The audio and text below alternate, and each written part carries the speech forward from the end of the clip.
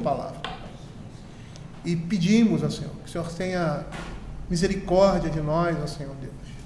Mais uma vez, ó Pai, que o Senhor não se irrite, Senhor Deus, mas com as nossas ações, com aquilo que somos, mas que essas coisas nos faça, Senhor Deus, que a sua misericórdia se torne presente em nossas vidas e mais, ó Senhor, latente em nós. Porque essas nossas debilidades demonstram a nossa fraqueza, demonstram quem nós somos, demonstra, Senhor Deus, o nosso pecado e a necessidade que temos de ouvir a sua voz e reformar os nossos caminhos. Por isso queremos te pedir, Senhor Deus, como teu povo, Senhor, que o Senhor tenha misericórdia de nós e que por meio da tua palavra o Senhor esteja manifestando, Senhor Deus, a tua imagem, Senhor, a nós, ó Pai, e apresentando aquele caminho que é o caminho de vida e aquele caminho, Senhor Deus, que foi preparado, Senhor, para o seu povo. É o que nós pedimos, em nome de Jesus. Amém. Queridos, vamos abrir a palavra do Senhor em Provérbios capítulo 12. E agora vamos expor o verso 18 e 19. Mas antes de expor a palavra do Senhor, eu fiz um trato ali com o Rodrigo, que é aquele que vai trazer a escola dominical, vai falar a escola dominical. Eu preciso dar uma pastoral à igreja. Eu não sei quanto tempo nós vamos ficar aqui nesses dois versos. Às vezes a gente prepara alguma coisa que acha que vai ser curto, né? E às vezes se estende. Então, eu também não quero cansar a igreja, né?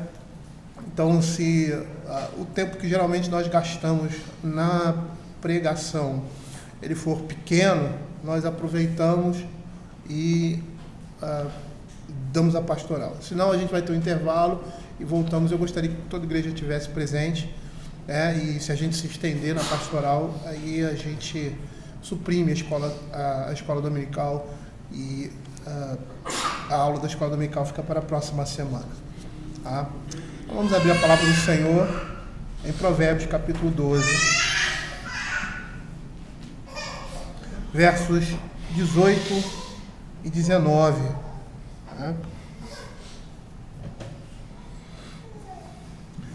Percebendo que do verso 15 até o verso 23, você tem aí, nessa subunidade, segunda parte, né, do capítulo 12, você tem aí duas unidades internas, que vai do verso 16 ao verso 19, e outra do verso 20 ao verso 23.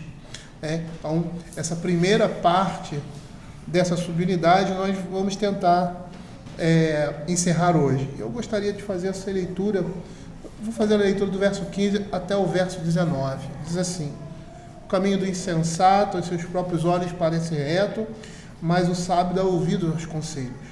A ira do insensato num instante se conhece, mas o prudente oculta a afronta. O que diz a verdade manifesta a justiça, mas a testemunha é falsa fraude. Alguém há cuja tagarelice é como pontas de espada, mas a língua dos sábios é medicina. O lábio veraz permanece para sempre, mas a língua mentirosa apenas um momento. Então nós vimos que essa subunidade, ela passa do refreamento das emoções negativas. No verso 16 você percebe isso: a ira do insensato no momento se conhece, mas o prudente oculta a afronta, para uma descrição positiva do caráter que responde com veracidade. Você vai ver aí que nós vimos no verso 17 e vamos ver no verso 18 e 19. O verso 17 foi a última exposição que nós fizemos, tratou do modo de falar que busca a verdade ou que se desencaminha da retidão de forma voluntária. O que diz a verdade manifesta a justiça, mas a testemunha falsa a fraude.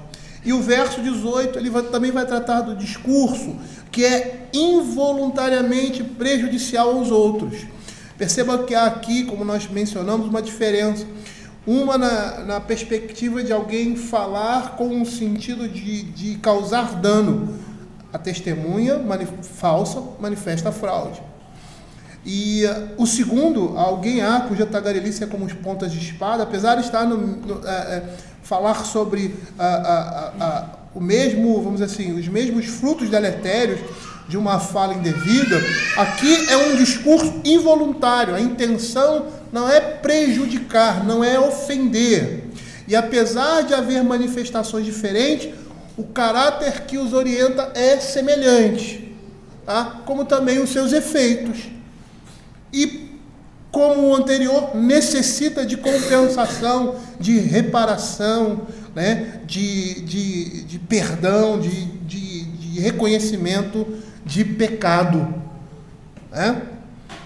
No verso 27, nós vamos perceber, e esse é o contexto do verso 18 e 19 também, que esse verso vai relacionar o dizer a verdade ao caráter.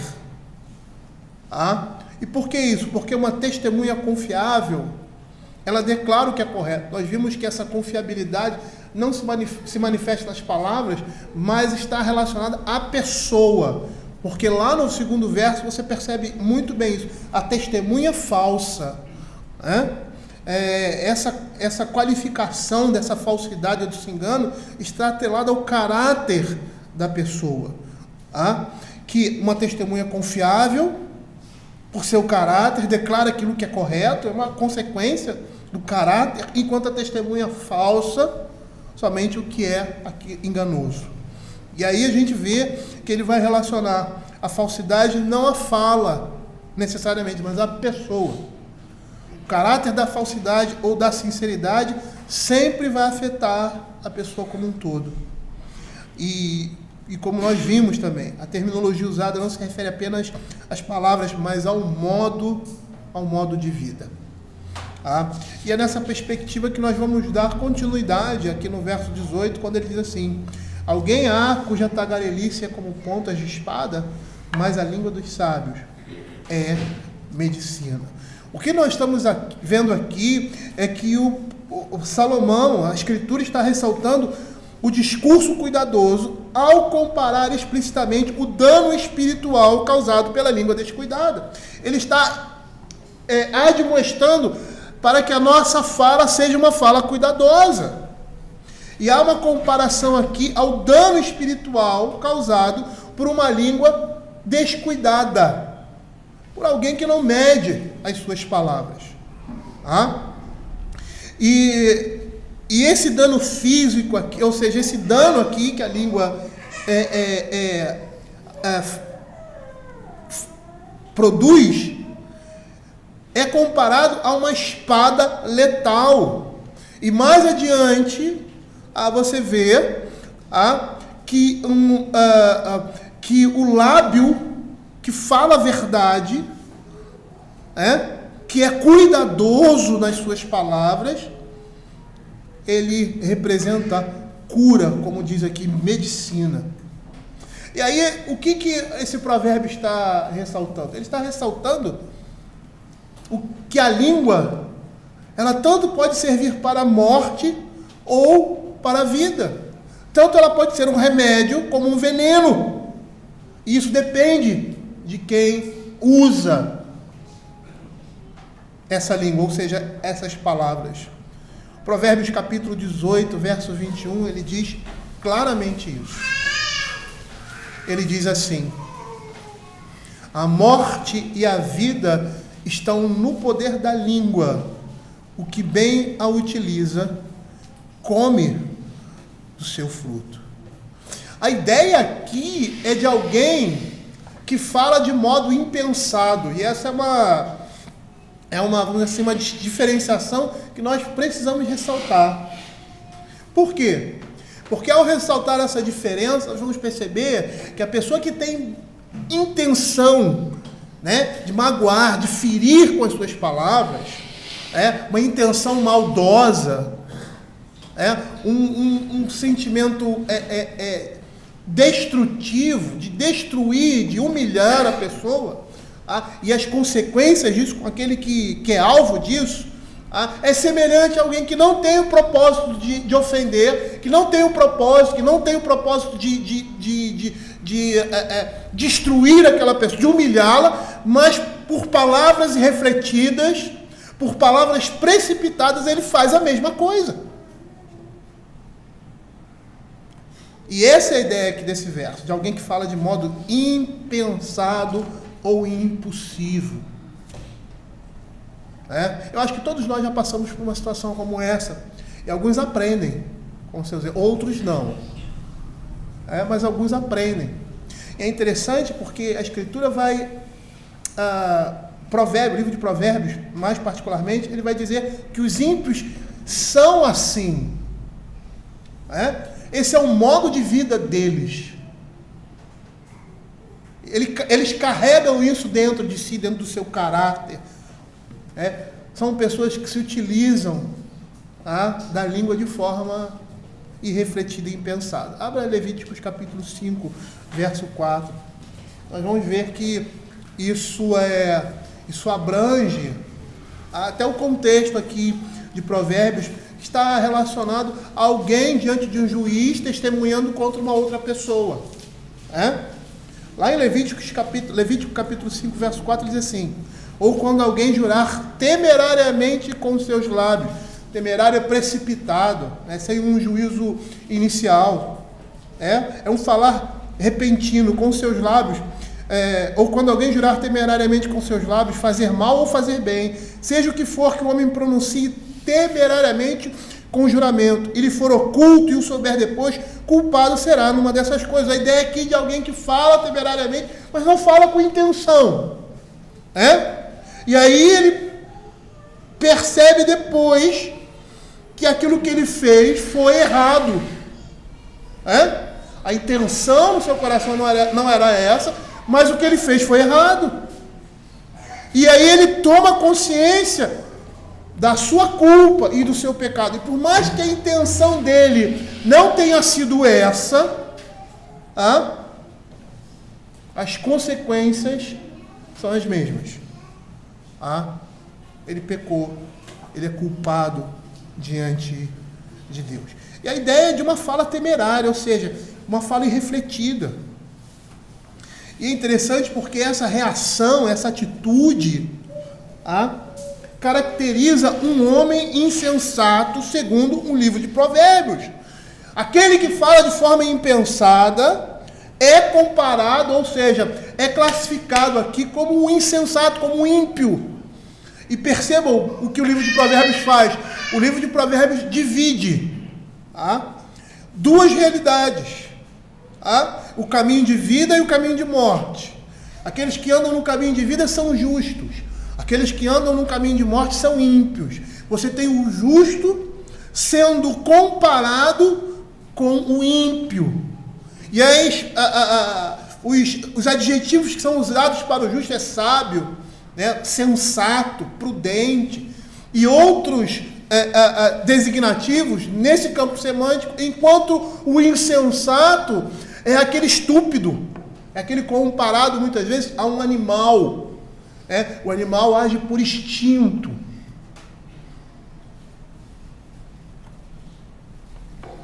Essa palavra aqui, tagarelice, alguém cuja tagarelice é como ponta de espada, significa uma fala com raiva, um falar irrefletido. E é interessante que todas as vezes que nós estamos com raiva, nós falamos o que não devíamos.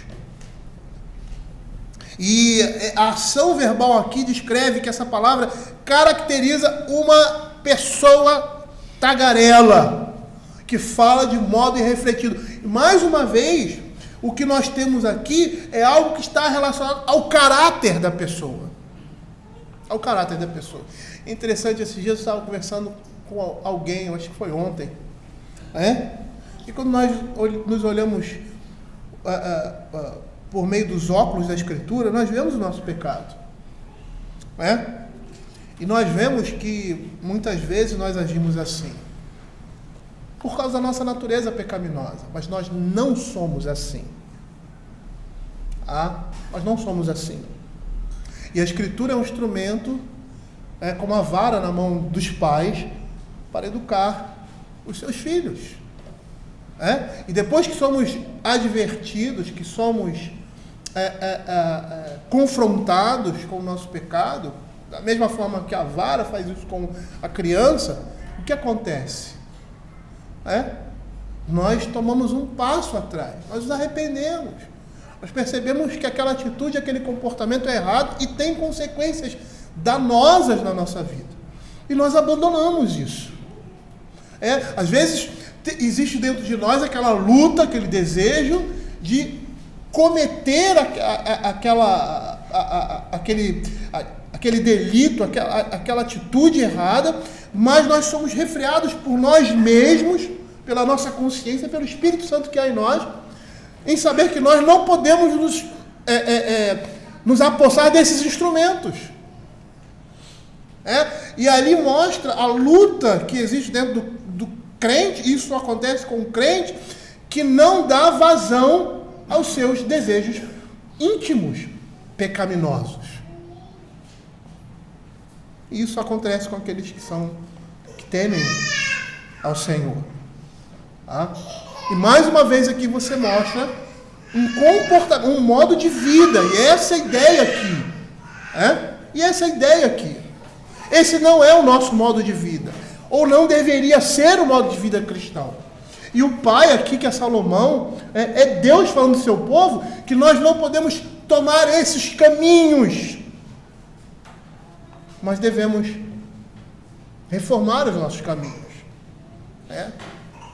Devemos lutar para que essas coisas não se tornem uma realidade em nossas vidas. Porque quando essas coisas se tornam realidade em nossas vidas, é porque nós fomos escravizados por elas. E nós não somos mais escravos do pecado. Abre o Salmo 106, verso 33. Essa palavra aqui, tagarelice, é usada nesse verso. Salmo 106, verso 33. E olha que interessante. Ele está se referindo à atitude de Moisés. A fala de Moisés, ali em Massá e Meribá, foi precipitada e irrefletida. E ele falou com raiva. E por causa disso ele não entrou na terra prometida. E é interessante, até abrindo um parênteses aqui de Moisés, ele viu, o Senhor o levou para um determinado lugar e ele viu, ele contemplou aquela terra. A terra prometida, ali representava o quê? O que representa para nós a terra prometida? A herança de vida eterna. O povo de Israel toma posse da terra na expectativa ou na imagem ou figuração da certeza que eles iriam herdar o reino de Deus. E muitos ali não entraram na terra por causa do pecado, dos seus pecados. E isso também é emblemático, isso também é figurativo. É porque Deus está falando que aqueles que não foram santificados, que não estão preparados, eles não vão entrar. O pecado vai fazer com que eles não entrem. E na perspectiva aqui de Moisés, você percebe claramente que ele pode não ter entrado na terra prometida por causa do pecado dele, do único pecado. Vamos dizer assim, né? É lógico que, traçando a vida de Moisés, ele é igual a todos nós. Mas ele contemplou, e ao contemplar, é como se Deus estivesse dizendo, nessa você não entra. Mas no meu reino, o seu lugar está garantido. Não por você, mas por aquele que viria. Olha o que diz o verso 32. Depois o indignaram nas águas de Meribá, e por causa deles sucedeu mal a Moisés. Verso 33. Pois foram rebeldes ao Espírito de Deus. E Moisés falou irrefletidamente. Esse é um pecado que impede uma pessoa de entrar no reino de Deus, com todo e qualquer outro pecado, e que deve ser visto dessa forma, como tendo o sabor do inferno, porque é dessa forma que a Escritura vai nos falar. Mas percebam que essa palavra também ela é usada na Escritura para um ato de se comprometer em juramento. A gente já viu isso em Levíticos capítulo 5. Mas abra Números capítulo 30, verso de 6 a 8. Ela tanto se refere a uma fala precipitada, a uma fala raivosa e refletida, como também a um testemunho, a um juramento precipitado. E é um ensino, né, para nós. Tudo que é precipitado, tudo que não é pensado, que não é refletido, geralmente, em sua maioria, causa dano. Por isso que Paulo fala a Timóteo, né?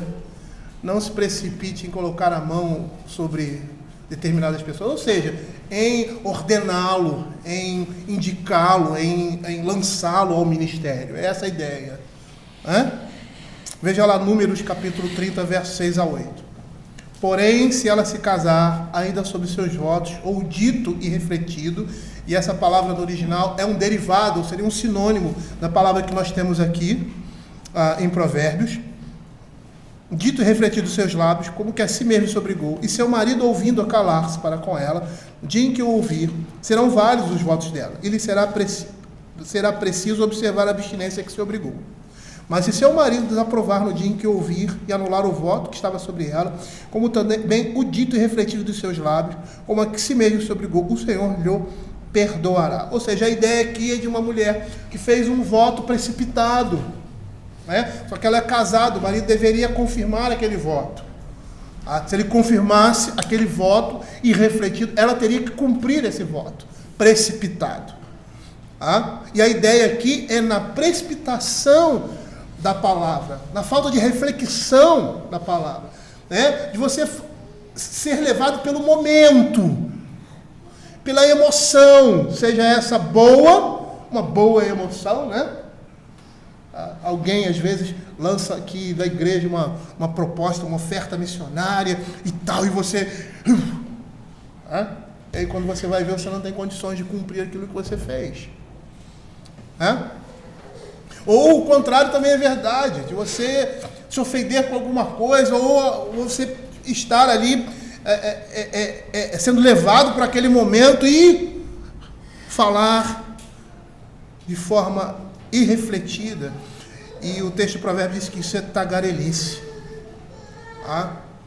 Como Paulo fala, loquacidade frívola, que seria a mesma coisa, guardadas as devidas proporções aí.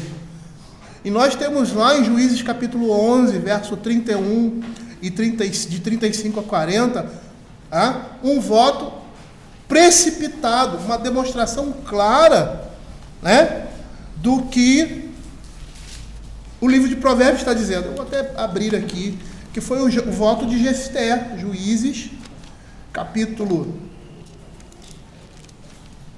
11, versos 31, verso 30, fez Jefté um voto ao Senhor e disse: se com efeito me entregares os filhos de Amon nas minhas mãos, quem primeiro da porta da minha casa me sair ao encontro, voltando eu vitorioso dos filhos de Amon, esse será do Senhor, e eu oferecerei holocausto. Aí lá o verso 35. Verso 34. Vindo, pois, Jefté a Mispa à sua casa, saiu-lhe a filha ao seu encontro, com adufes e com danças. E ela era filha única, não tinha ela outro filho nem filha. Não tinha ele outro filho nem filha. Quando a viu, rasgou as suas vestes e disse: filha minha, tu me prostras por completo. Tu passaste a ser a causa da minha calamidade, porquanto fiz voto ao Senhor e não tornarei atrás. E no contexto da história aqui, o voto dele foi um voto precipitado e irrefletido. Porque a partir desse momento ele deixa de ter descendência. O seu nome deixa de ter continuidade no meio do povo de Deus. E sabe o que significa? É interessante, porque tudo na Escritura, por mais que não seja uma narrativa fictícia, ela tem esse aspecto de figuração. Sabe o que significa não ter os seus nomes escritos nos livros da cidade santa? Significa ser excluído do reino, essa é a ideia. Não ter descendência, e não ter continuidade do seu nome, é que a sua família, o seu nome, deixa de existir no meio do povo de Israel, no meio do povo de Deus. E essa era a ideia, o entendimento ali, de sua descendência possuir a terra, e por causa de um voto precipitado,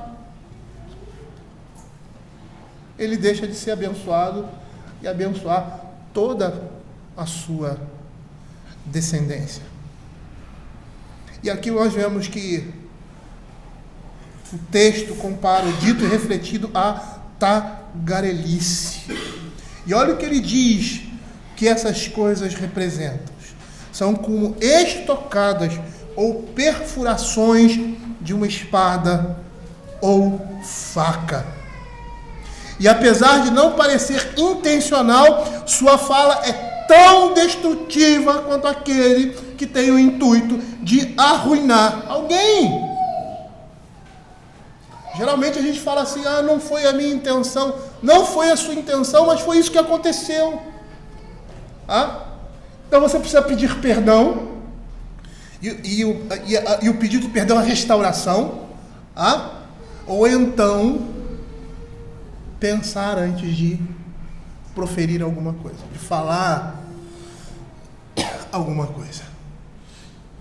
E é interessante que a prática vai nos ensinar, não é? Porque todas as vezes que eu faço isso, eu me dou mal. Todas as vezes que eu faço isso, eu ofendo. Todas as vezes que eu faço isso, eu transgrido a lei de Deus, eu peco. Mesmo que essa não seja a minha intenção. Então eu tenho que pensar no que eu vou dizer. Eu não posso me deixar levar pelo momento. Eu não posso me deixar levar pelas circunstâncias. Sejam essas boas ou sejam essas ruins. Porque isso vai trazer sobre mim juízo, que é consequente ao pecado. O salário do pecado é a morte. Todo pecado traz consequência. Todo pecado traz juntamente consigo destruição. Ninguém peca e fica impune diante de Deus. Ele pode até não sofrer as consequências, judiciais, penais nesse mundo. Mas o juízo de Deus não vem só por isso. E às vezes nem representa isso, principalmente no nosso mundo. Mas não fica. Porque o salário fica sem consequências do pecado, é a morte. Eu não sei se vocês são lembrados que eu falei no domingo retrasado, que o perdão dos pecados, a confissão, é um freio na continuidade do pecado. É um freio. É um momento assim extremamente significativo na vida. Porque ou o pecado continua e o pecado traz ao que a ira de Deus sobre nós, ou ele é freado. E como é esse freio? Ou seja, como Deus se utiliza da sua misericórdia para não trazer um juízo sobre você, porque esse juízo já está em Cristo Jesus, por meio da confissão do pecado. Por isso o provérbio vai dizer, aquele que confessa e deixa, porque a verdadeira confissão representa um rompimento com o pecado. Se você confessou, mas continua em pecado, a sua confissão é falsa. Você reconhece o seu erro, você reconhece a sua culpa, mas você, na realidade, não se arrependeu. Não há arrependimento genuíno. E olha o que ele diz, é como pontas de espada. É literalmente golpe, uma estocada. Eu não sei se vocês já receberam, alguém que recebeu, espero que não, Mas alguns especialistas dizem que armas como essa, espada e faca, são muito mais letais do que, por exemplo, revólveres, pistolas, armas que lançam projéteis. A dor é mais intensa. E essa é a ideia aqui, a ideia de quem se utiliza ou fala dessa forma de modo irrefletido, é como se alguém estivesse perfurando você. E é interessante ele comparar o efeito penetrante desse discurso exaltado e impulsivo com essa expressão. que geralmente a gente usa por aí, quando a gente fala assim, suas palavras foram como uma facada no meu coração. Provavelmente deve ser uma dor intensa, uma facada no coração, ou estocadas, né? Eu acho que algumas pessoas aqui já foram operadas, né? E aí depois que sai de uma operação, porque uma operação o pessoal pega ali o bisturi, né? Que seria um tipo de faca e abre. E aí vai mexer lá dentro, né? E aí quando você fecha e sai da operação, você sente aquela dor. Só que aquela dor é uma dor muito menor do que a dor que você sentiu naquele momento. Você estava anestesiado, você não sentiu, ainda bem. Mas eu acho que, assim, não desejaria isso para ninguém. Mas provavelmente é uma dor intensa e constante. E é isso, é dessa forma que é comparada esse discurso irrefletido, essa fala irrefletida, impensada, levada pelas circunstâncias. O efeito dela é letal. Essas palavras, como diz aqui a Escritura, acaba, destrói uma pessoa. As imagens que são usadas aqui, elas são muito fortes. Quando ele fala espada, ele é um instrumento de batalha, um instrumento usado para a morte, e simboliza o ato intencional e insensível de matar uma pessoa. Ou seja, o texto está dizendo, mesmo que você não tenha essa intenção, é como se você tivesse, porque os efeitos são os mesmos. E ele contrasta com isso a língua, ou seja, a figura que ele mostra dessas pontas de espada é semelhante à língua. Porque existia uma espada naquele tempo lá, provavelmente, né? E essa é a ideia de que é semelhante, tinha um formato de língua. E se você for perceber, você vai ver que uma ponta de espada parece com uma língua. E aí ele se utiliza dessa figura para, vamos dizer assim, para agravar essa imagem numa comparação poética de um quadro que a espada agora representa a sua própria língua. E ela serve para ferir e para matar. Olha o que Matthew Henry fala a respeito disso. Ele diz assim: há palavras que ferem e matam, sim, que são como pontas de espada. Palavras ofensivas entristecem a alma daqueles a quem são ditas e lhe ferem o coração. Tem um texto de Camões que fala do amor, né? E ele diz que é dor que dói e não se sente. E é interessante porque você percebe que os ferimentos da alma, eles são mais dolorosos que os ferimentos físicos. Interessante isso. Quem já passou por esse tipo de coisa sabe a intensidade que é. Às vezes nós preferimos até ser feridos fisicamente do que ser ferido da nossa alma. E essa é a imagem aqui. Continuando, palavras ofensivas entristecem a alma daqueles a quem são ditas, e lhe ferem o coração. As calúnias são como uma espada, ferem, destroem a reputação daqueles sobre quem são proferidas, e talvez de maneira incurável. E é interessante, certa vez eu vi um pastor falando sobre isso.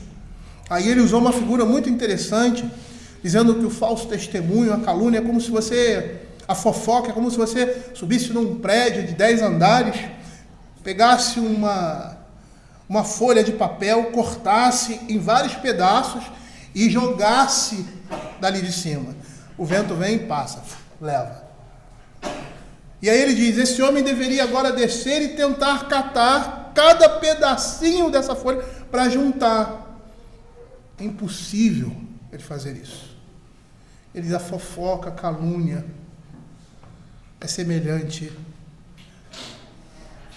a esse homem que sobe, corta um papel e joga do alto de um prédio. Essas coisas destroem a reputação de uma pessoa, e talvez de maneira incurável. E aí continua Matthew Henry: os boatos e as más conjecturas, como uma espada, divide e separa os laços de amor e da amizade, e separa os que já foram preciosos uns aos outros. Eu não sei se você já passou por isso, mas você deve se lembrar, se passou por situações como essa, como as palavras aqui de Matthew Henry e a Escritura, eles traduzem uma realidade. Calúnias e boatos podem separar melhores amigos. E interessante porque esse pecado, é lógico que todos os pecados, eles nunca estão sozinhos.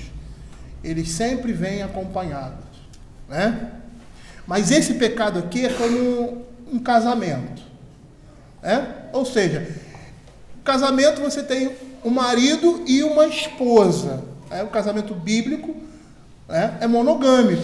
Então, onde você olha o marido, você vai ver que a esposa também está presente. Se não fisicamente, de forma imaterial, porque você sempre vai olhar para o marido, você vai lembrar da esposa, e vice-versa. É isso? Os dois são uma só carne. Sabe quem é a esposa do 9º mandamento? Que é: não dirás falso testemunho, porque esse verso se encaixa no 9º mandamento, bem como a mentira e outros que estão relacionados a isso. A esposa do 9º mandamento, desse pecado contra o 9º mandamento, é o 6º mandamento. Porque sempre que você fala mal de alguém, sempre que você ofende alguém, sempre que você fala de forma irrefletiva, você mata aquela pessoa. Você quebra também o 6º mandamento. Mas olha o que ele diz aqui. Contrapondo-se a essa realidade: alguém cuja tagarelice é como pontas de espada, mas a língua dos sábios é medicina. A metáfora aqui por trás do verso 18 sugere uma reconciliação depois de um conflito nocivo. A ideia de alguém que agora, por meio das suas palavras, destrói ou transforma aquilo que era destrutivo agora em algo construtivo.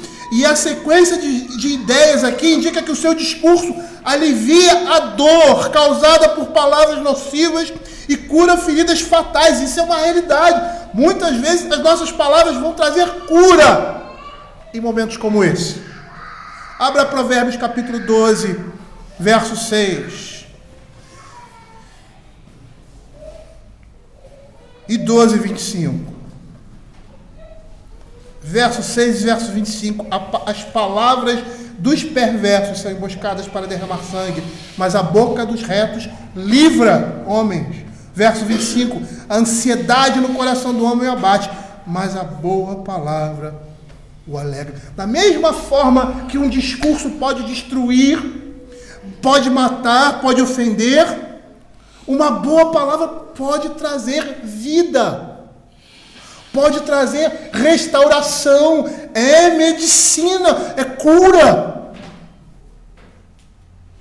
E é interessante porque você, como pastor, principalmente a questão do aconselhamento, às vezes aquilo que você fala é extremamente relevante,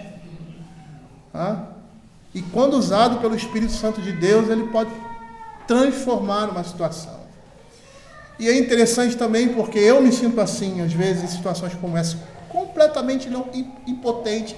O que eu vou dizer numa situação como essa? O que eu vou falar numa situação como essa? E por mais que você pegue a palavra de Deus e fale, aquelas palavras só terão sentido se forem usadas pelo Espírito Santo. E esse é o propósito da palavra de Deus: ser instrumento de cura na vida de uma pessoa. E às vezes você escuta assim: você se lembra aquilo que você me disse naquela época, assim, assim, assim? Eu lembro. Isso transformou a minha vida. Isso me trouxe um alento. Isso me trouxe um fôlego. E às vezes você nem percebe isso. Mas é assim que Deus usa a sua palavra. E a palavra na boca do justo, ela vai ser usada de forma sábia. A palavra na boca do sábio, ela vai ser usada para trazer vida, para curar, para consolar. Olha o que Matthew Henry fala a respeito disso. Há palavras que curam. A língua dos sábios é saúde. Elas fecham aquelas feridas provocadas pela língua difamadora, restaurando a paz e ajustando divergências e persuadindo a reconciliação. Nós somos chamados na Escritura de pacificadores. E é isso que significa usarmos a palavra do Senhor, aquilo que sai da nossa boca, para trazer vida. Até mesmo quando precisamos exortar, até mesmo quando precisamos admoestar, até mesmo quando precisamos chamar a atenção de alguém. E aí você vai perceber, dentro do contexto da Escritura, que o modo de falar que serve a outros não deve ter como objetivo uma promoção própria, o desejo de ser admirado e aí servir aos seus próprios interesses. O sábio não está interessado nisso. Ele não está interessado em lançar a conta sobre si, de trazer sobre si, para que as pessoas olhem como esse homem é sábio. Ele não está interessado em vencer disputas. Eu acho tão interessante que existem pessoas que têm um desejo, assim, um afã de tentar resolver os problemas dos outros. Eu acho engraçado isso. Já vi isso muito em pastores, e não só em pastores. Mas nós não resolvemos problemas de ninguém. Acho que a coisa mais difícil que existe na vida de um homem é resolver o problema do outro. Se a gente não consegue nem resolver o nosso. Mas essas coisas só acontecem quando nós somos instrumentos na mão de Deus, sabendo que não é aquilo que nós vamos falar, que não é a nossa palavra, mas é a palavra de Deus que vai consolar. É a palavra de Deus que vai trazer alento. E aí, dentro desse contexto, esse homem sábio evita falas, discursos que podem gerar amargura e levantar barreira entre ele e as outras pessoas. E isso porque o livro de Provérbios responde. Provérbios capítulo 15, verso 7.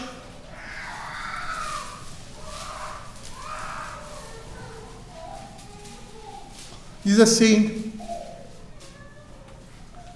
a língua dos sábios derrama o conhecimento, mas o coração dos insensatos não procede assim.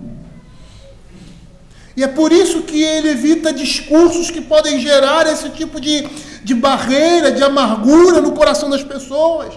E nós precisamos modular muito a nossa fala.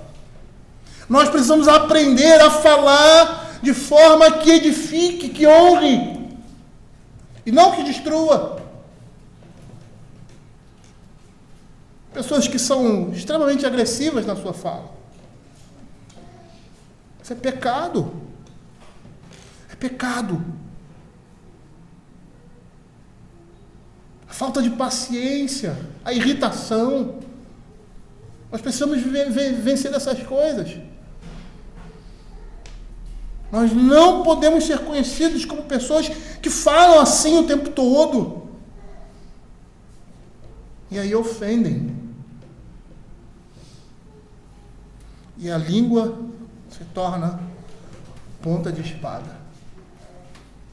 E eu tenho que tocar nessa questão, porque é engraçado quando você fala de um assunto, você tem que sempre voltar ao início. E o início de tudo é a família. O início de tudo é a família. Como é que nós falamos com os nossos filhos? Como é que nós falamos com as nossas esposas? Como é que nós somos no trato? Eu sei que nós não somos perfeitos, e a palavra de Deus diz que nós pecamos em muitas coisas, mas nós não podemos ser reconhecidos como aquele pai que é impaciente e é grosseiro. Ou aquele esposo que é impaciente e é grosseiro. Ou aquela mãe, ou aquela... Eu sei que muitas vezes nossos filhos tiram a nossa paciência, mas nós estamos sendo testados pelo Senhor. Nós estamos sendo exercitados ali, provados ali, para exercitarmos aquilo que é deficiente em nós. Eu vou usar o exemplo de João Calvino. Às vezes nós temos mulheres rabugentas. Mas para que essas mulheres são rabugentas? Por que o Senhor me deu uma mulher mais rabugenta? Para tratar o seu coração. E não só o seu, mas como o dela também. Porque você precisa ser um instrumento na vida dela, para que ela abandone esse tipo de coisa.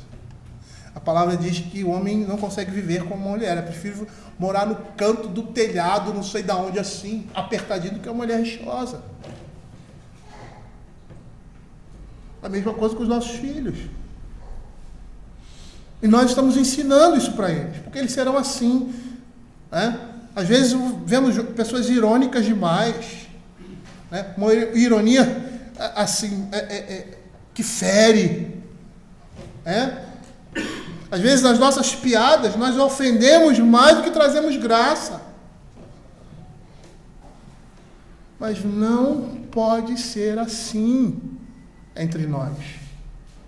Primeiro é reconhecer isso. Em segundo lugar, é mudar. Você fala com aquela pessoa e ela só te dá fora, até querendo falar coisas boas para você. Mas se dá fora o tempo todo. Isso é pecado. Pecado. E nós precisamos reconhecer isso como pecado e abandonar essas coisas. E às vezes nós temos o dedo muito firme, para apontar para aquele que adultera, para aquele que comete um pecado na área sexual, para aquele que se utiliza da imoralidade, mas as nossas línguas são pontas de espada.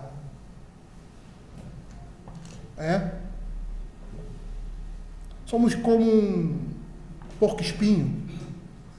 Qualquer coisa, abrimos os nossos espinhos e somos prontos a lançar. Isso é pecado.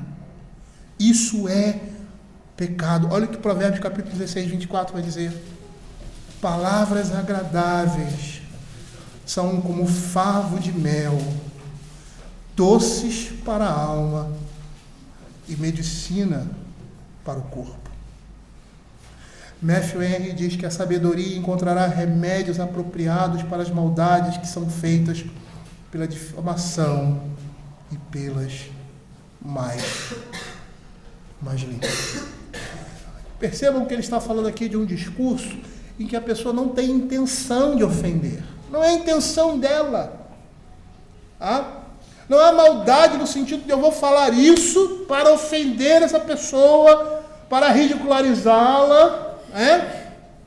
Mas o efeito é o mesmo, porque na prática é isso que acontece.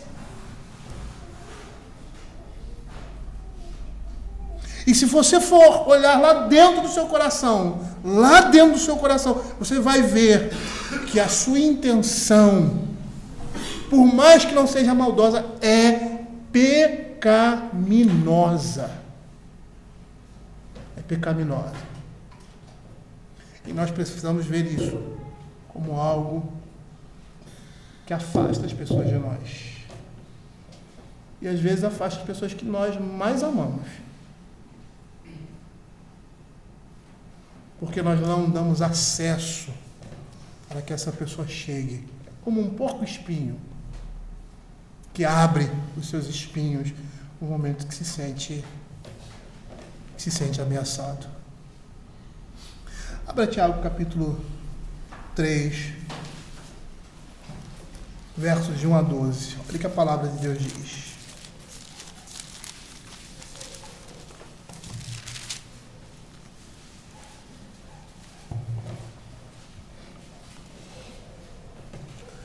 Olha o que ele diz aqui.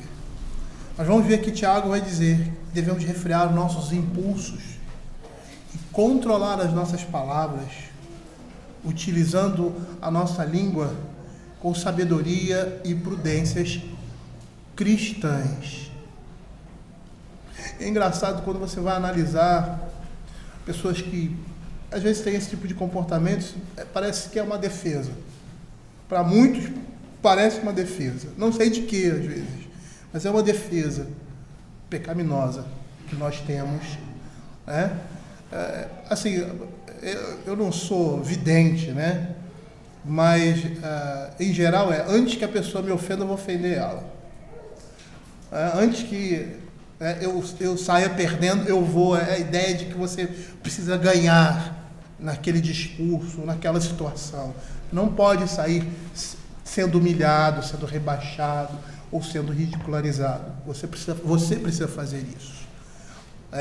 Não que a pessoa que está falando com você no diálogo tenha essa intenção, mas provavelmente a maneira como essas coisas se processam lá no nosso íntimo, em algumas situações. Não estou dizendo em todas, em algumas situações. Tá? Olha o que diz Tiago, capítulo 3, verso 1 a 12. Meus irmãos, não vos torneis muitos de vós mestres, sabendo que havemos de receber mau juízo, porque todos tropeçamos em muitas coisas. Todos tropeçamos em muitas coisas.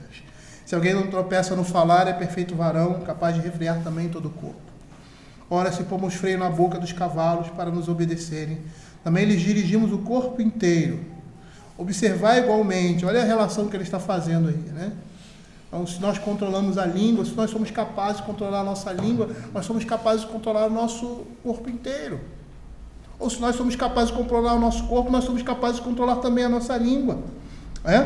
Ora, se pomos freio na boca dos cavalos para nos obedecerem, também lhe dirigimos o corpo inteiro. Devemos também pôr freio nas nossas bocas para frear os ímpetos do nosso coração e das nossas ações. É isso que ele está dizendo. Observar igualmente os navios que são tão grandes e batidos de rígidos ventos, por um pequeníssimo leme são dirigidos para onde queira o impulso do timoneiro. E se você for comparar esse leme com o tamanho do barco, você vai ver, né? Só de quem é marinheiro, vai ver que é infinitamente pequeno. Esses transatlânticos aí que são imensos, que são 3, 4, 5 vezes lá do Titanic que afundou lá no início da década de 20, do século 20, né? 1940, alguma coisa assim. Hoje você faz 3, 4, 5 vezes um barco daquele. Se você for pegar o leme em comparação àquela embarcação, você vai ver que ele é pequeno. Em comparação à navegação, aquele barco. E é ele que dirige para onde o barco vai ir, a sua direção. É isso que ele está dizendo. A língua também tem esse caráter. Assim também a língua, pequeno órgão, se gaba de grandes coisas, vê como a fagulha põe em brasas tão grande céu, mostrando que pequenas coisas podem trazer grandes destruições, pequenas palavras irrefletidas podem causar um prejuízo enorme. Ora, a língua é fogo, é mundo de iniquidade. A língua está situada entre os membros do nosso corpo e contamina o corpo inteiro, e não só põe em chamas toda a carreira da existência humana, como também é posta ela mesma em chamas pelo inferno. Olha o que ele diz aqui. Diz assim, a língua é fogo, é mundo de iniquidade, está situada entre os membros do corpo, contamina o corpo inteiro, e não só põe em chamas toda a carreira da existência humana. Ele está falando aqui de maledicência, como também a própria língua, como também ela posta mesmo em chamas, ou seja, ela é um instrumento do inferno, ela carrega sobre si as chamas do inferno. Por isso que ele vai dizer, não deve ser assim. Pois toda espécie de feras, aves, répteis e seres humanos domam e tem sido domada pelo gênero humano. O homem consegue domar animais ferozes, mas a língua, que é pequena, ele é incapaz de fazer. Como? Na realidade, ele está dizendo assim que há uma incoerência. O homem tem habilidade, capacidade e inteligência de domar uma fera selvagem, mas não consegue domar a sua língua. A língua, porém, nenhum dos homens é capaz de domar. É mal incontido, carregado de veneno mortífero. Com ela bendizemos ao Senhor e Pai, com ela também amaldiçoamos os homens. Que incoerência! Nós bendizemos a Deus e amaldiçoamos a sua imagem no homem. Com ela bendizemos ao Senhor e Pai, e também com ela amaldiçoamos os homens feitos à semelhança de Deus. De uma só boca procede bênção e maldição. Meus irmãos, não é conveniente que essas coisas sejam assim. Ele está dizendo, não é para ser assim. Não deve ser assim. Aí ele diz, acaso pode fonte jorrar do mesmo lugar o que é doce e o que é amargo? Acaso, meus irmãos, pode a figueira produzir azeitonas e a videira figo? E mais uma vez ele volta à essência. A Escritura sempre fala sobre a essência, ela sempre vai falar sobre o coração. Tão pouco fonte de água salgada pode dar água doce. Que fonte você é? Naturalmente nós somos oliveira brava, mas nós fomos enxertados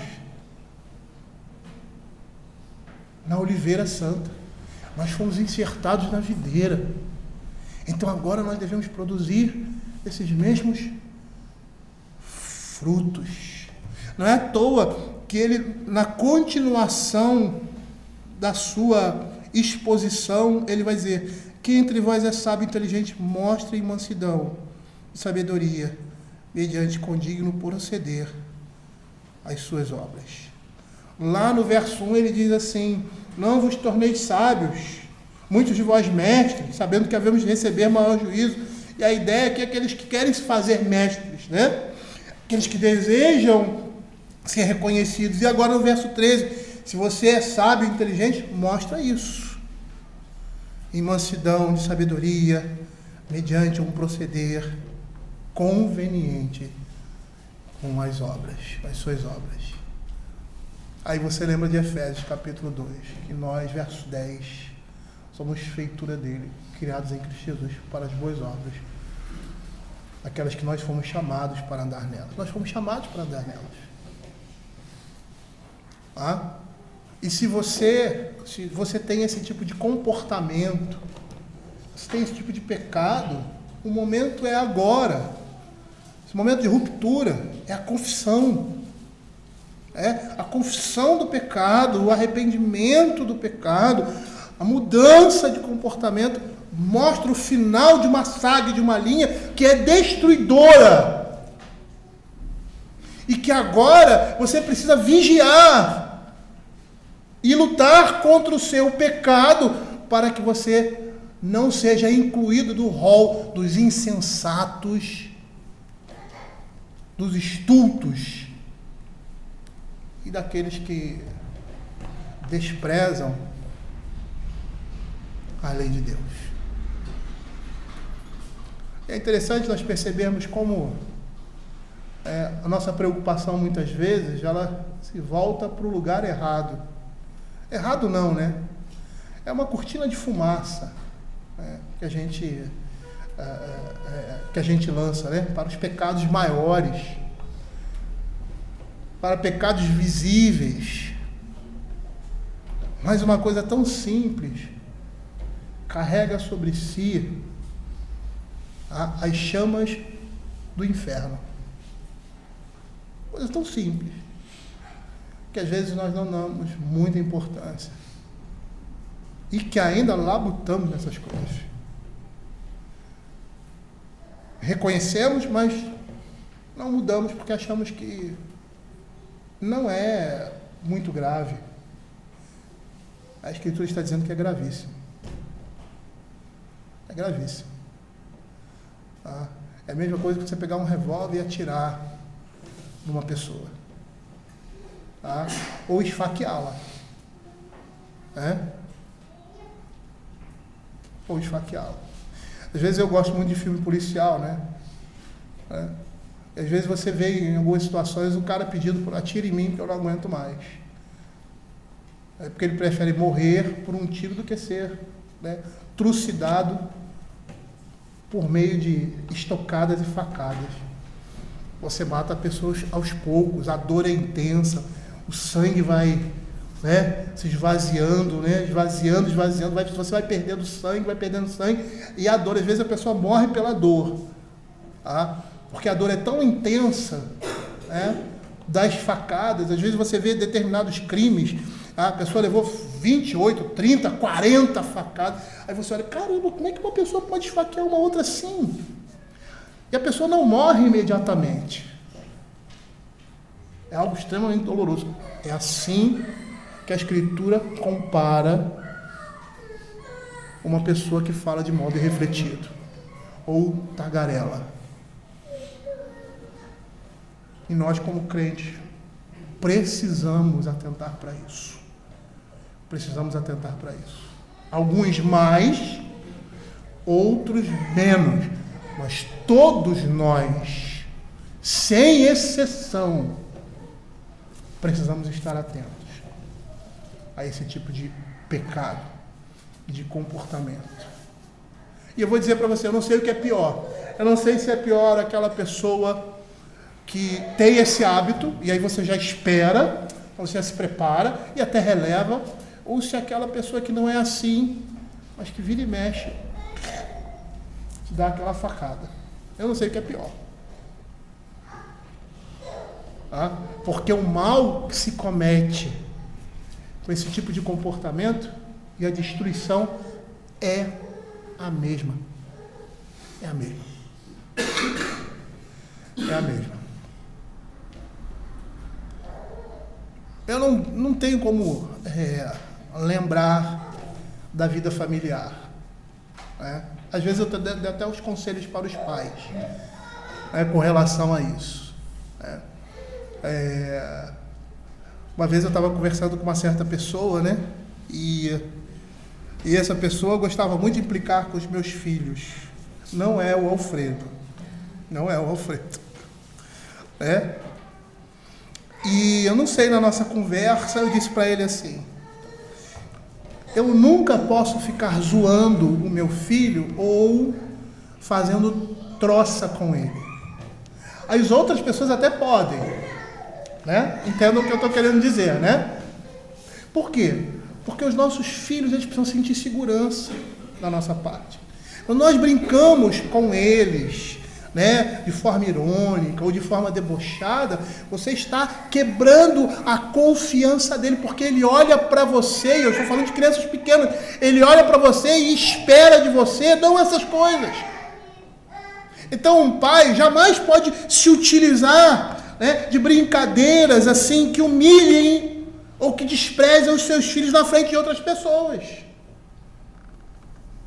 Porque isso vai destruir a alma daquela criança. Ela só deve esperar de você aquilo que é bom. Então, quando as pessoas estiverem debochando, ele deve olhar para você e correr para você e abraçar. Saber que a palavra que vai vir da sua boca é uma palavra que vai tranquilizá-lo.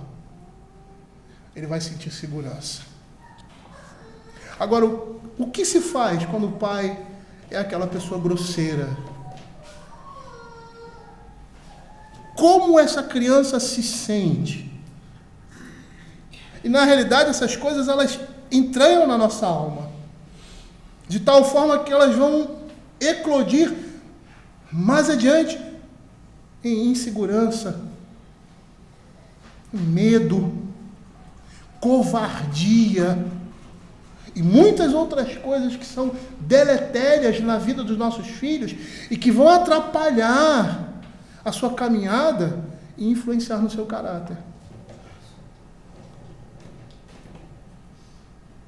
Nossos filhos devem esperar de nós sempre uma boa palavra. Até mesmo quando estivermos corrigindo eles. Porque a nossa correção tem que representar sempre o amor de Deus nas nossas vidas. E Deus jamais despreza os seus filhos. Ele jamais vira as costas para ele. A misericórdia de Deus, ela está sempre presente. Eu adoro aquele texto, de acho que é 2 Samuel, 2 ou 1 Samuel, quando o Senhor diz para Davi que na aliança que ele faz com ele, é a aliança que Deus faz com o seu povo, que ele não deixaria de disciplinar, até usando açoites de homens, de escorpiões, ou seja, ele seria firme na sua disciplina, mas a sua misericórdia jamais seria retirada. É assim que deve ser o nosso trato com os nossos filhos. Por que eu estou falando de filhos? Porque tudo começa na família. Tudo começa na família. Tudo começa na família. Começa e termina na vida de um homem. De um ser humano.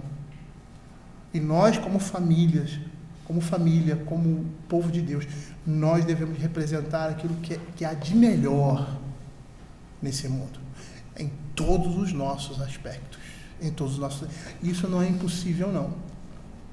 Isso está ao nosso alcance. Apesar de todas as nossas falhas, essas coisas estão ao nosso alcance quando nós colocamos o nosso coração no Senhor, nos humilhamos e entendemos que somos servos também dentro da nossa própria casa. Vamos orar.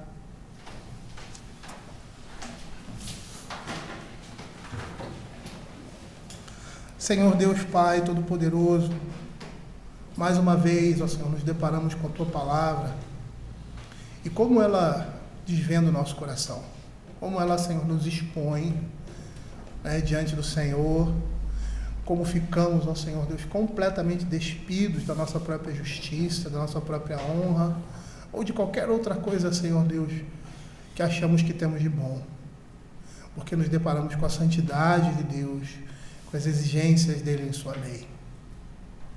Mas elas nos foram dadas, ó Pai, para nós vivermos por meio delas.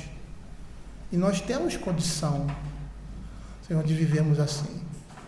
Apesar das nossas falhas, ó Pai, podemos apresentar a graça de Deus abundante nas nossas vidas e na vida daquelas pessoas que estão ao nosso redor, Pai. Nos ensina isso, nos faz lembrar disso, porque nós esquecemos. Parece que quando saímos da igreja, desligamos uma chavezinha e tudo aquilo que é religioso fica para trás. E quando nós falamos em religião, nós não estamos falando de uma prestação de culto, de um oferecimento de ofertas, ou de uma atitude de oração, ou de cântico de louvor. Quando nós falamos ao Senhor que o nosso culto fica para trás, é porque a nossa vida representa, Senhor, aquilo que cultuamos. E nós devemos expressar isso, Senhor Deus, no nosso dia a dia. Que o Senhor esteja tendo misericórdia de nós, reparando, Senhor Deus, as nossas falhas. Que tenhamos a necessidade, muitas vezes, de reunir com as nossas famílias, com os nossos filhos, reconhecendo o nosso pecado e pedir perdão a eles. Porque temos procedido dessa forma, Pai. Que o Senhor tenha misericórdia de nós. Que não sejamos, ó Senhor Deus, tentados a agir assim, em momentos e circunstâncias difíceis, em circunstâncias, ó Senhor Deus, que nos exigem agir com rapidez, com presteza, mas que sejamos preparados para que nessas horas estejamos sóbrios, como um soldado é preparado para a guerra, e tem toda aquela situação dificultosa, no momento de instrução, aquela gritaria, aquela correria, aqueles tiros, para que ele aprenda que naquela situação ele precisa ter sobriedade e agir como se nada estivesse acontecendo, não indiferente à situação, mas pleno em toda a sua consciência. Que possamos ser assim, Senhor, porque estamos vivendo um conflito, uma guerra, uma palavra de Deus nos diz. E vira e mexe, Senhor Deus. Estamos diante, Senhor Deus, de bombas, canhões, que explodem ao nosso lado, por meio de problemas, tentações, dificuldades, aborrecimentos. Mas que precisamos ter sobriedade, a tranquilidade e o domínio, a exemplo do nosso irmão maior, Jesus Cristo, nosso Senhor e Salvador, que diante de ofensas, diante de justiça, a Escritura diz que ele foi como uma ovelha muda diante dos seus tosqueadores. Que o Senhor nos abençoe de tal forma que possamos, ó Senhor, refletir a imagem de Cristo também em situações como essa. É o que nós pedimos, em nome de Jesus. Amém.